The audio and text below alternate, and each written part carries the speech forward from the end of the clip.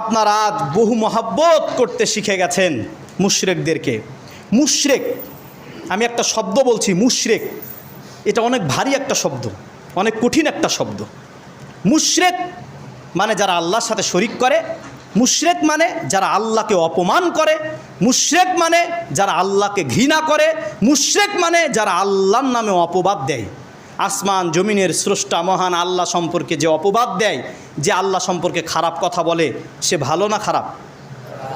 এখন আপনার কাছে যদি মনে হয় যে না সেও ভালো, তাহলে আপনার ঈমান আছে?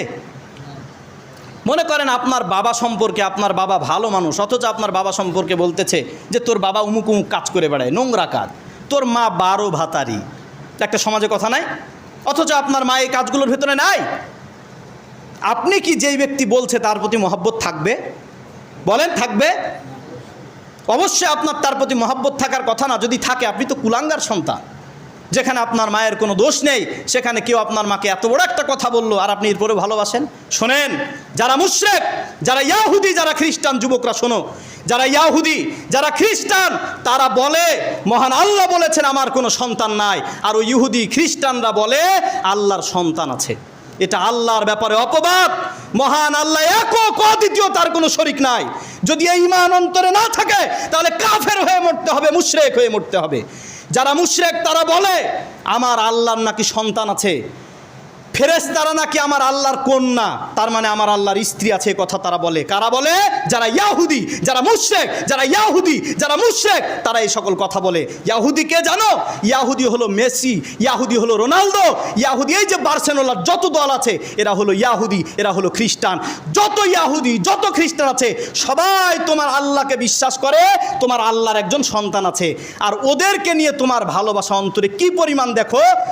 3টার সময় 2টার সময় খেলা হবে, কোনো দিন ফজরের জামাতে তুমি উপস্থিত হও না, কিন্তু তুমি জানো 2টার সময় আর্জেন্টিনার খেলা হবে, মেসি, তুমি মেসিকে অনেক ভক্তি করো, তুমি 2টার সময় 3টার সময় উঠে যাচ্ছ, মুখ হাত পা ধুয়ে বড় পর্দার সামনে বসে, তখন তুমি মনোযোগ সহকারে খেলা দেখতেছো, তুমি খেলা দেখে মেতে উঠেছো।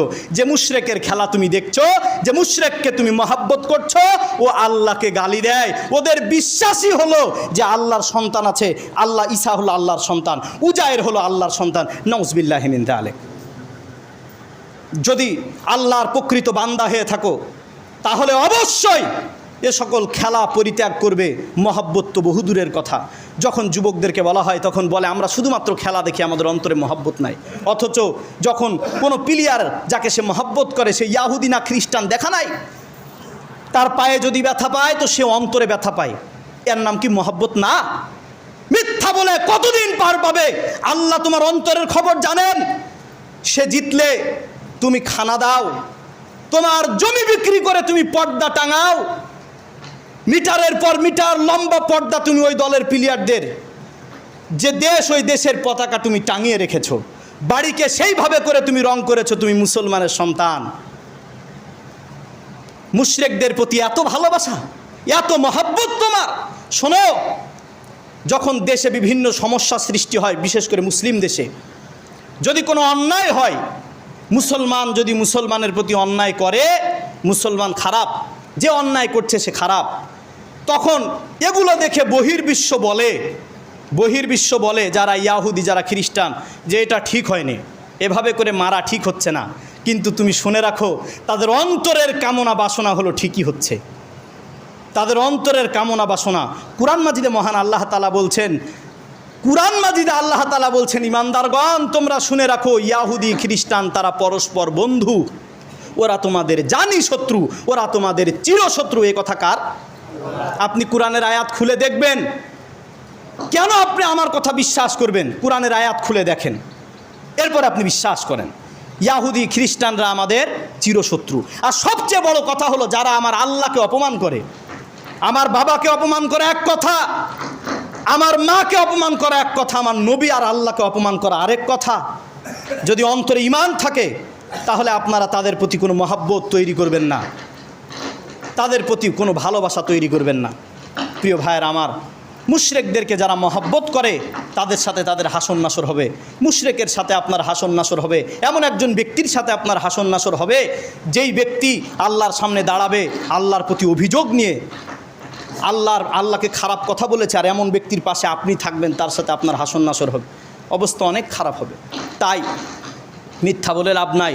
আপনারা চরম ভক্তি প্রদর্শন করেছেন, ভালোবাসায় আপনাদের অন্তরে কোনো ফাঁকা জায়গা নাই, ভালোবাসায় পরিপূর্ণ। কাদের প্রতি? ইয়াহুদিদের প্রতি, খ্রিস্টানদের প্রতি আপনার অনেক ভালোবাসা। আজ কোনো মুসলমান মরলে এত দয়া, এত মায়া আপনার লাগে না। আপনার দলের প্লেয়ার ক্ষতিগ্রস্ত হলে, আহত হলে আপনার অন্তরে যতটা দুঃখ এবং বেদনা আসে।